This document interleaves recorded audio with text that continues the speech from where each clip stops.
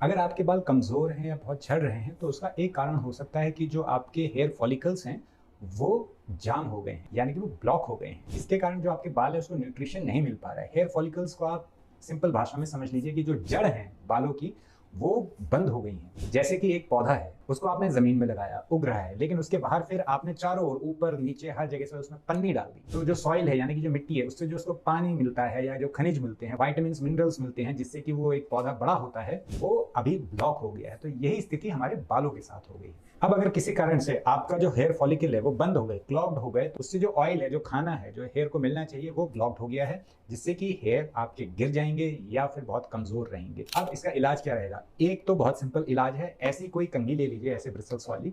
उससे आपको पूरे सर की अच्छी तरह से मसाज करनी है। पूरा जो आपका स्कल है, उसकी अच्छी तरह से आप मसाज करिए।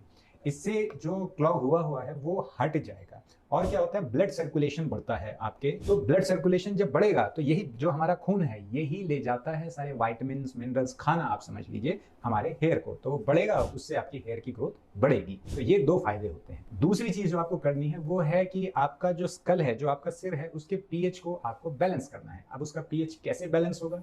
आपके सिर का बैलेंस पीएच होगा, या तो आपने उसमें दही लगा लिया, उससे होगा, लेकिन कई लोगों को दही से बहुत ठंडा हो जाता है। तो उसके लिए आप क्या करिए, एक बड़ा चम्मच एप्पल साइडर विनेगर लीजिए, 5 से 7% वाला, सेब का सिरका। उसको आप एक गिलास पानी में मिक्स कर दीजिए। उसके बाद जब आप शावर लेते हैं, तब उसको आप अपने जो सर है उस पर आप स्प्रे करिए।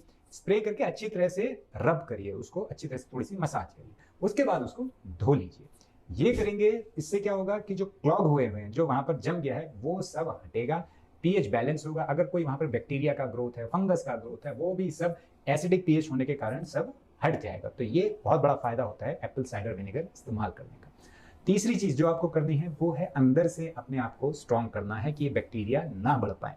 इसके लिए बहुत जरूरी है विटामिन D3, आयरन और फेरिटिन आपके ब्लड में। विटामिन सी रिच फूड आपको खाना है, यानी कि ऐसी चीजें जो विटामिन सी में रिच हैं, ऐसी चीजें आपको खानी है। इसमें आंवला हो सकता है, अमरूद हो सकता है, खट्टे फल होते हैं, बहुत सारी चीजें जो विटामिन सी में रिच है। इसको खाएंगे तो आपके कोलेजन बूस्टिंग में भी हेल्प होगी, आपका डाइजेशन भी अच्छा रहेगा, आयरन फेरिटिन को बैलेंस करने में भी ये हेल्प करेगा। तो इन चीजों का जरूर अपनी डाइट में ध्यान दीजिए।